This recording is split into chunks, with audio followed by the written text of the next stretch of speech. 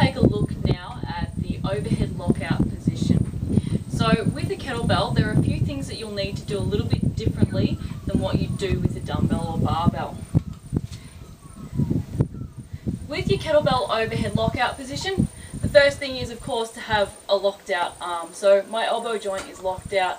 The only exception to this is if someone's quite hypermobile through the elbow joint, in which case you want to stop them at an anatomical lockout position. So elbows locked out. Note that my arm is vertical. I don't want my arm out to the side. I want it vertical because this is going to be nice and stable. The next thing to look at is the position of your hand. So my hand is just slightly turned in towards my body. It's basically external rotation of the shoulder, but the easy way to think about it is having my little finger turned in slightly towards my body. This is really important because if I try to have my hand parallel to my body, you'll notice that the kettlebell rotates over my head.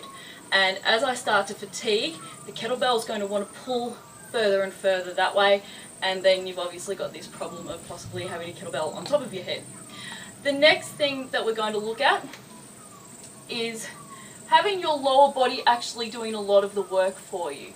So you should be able to see that the weight of the kettlebell sits over my hip and my heel.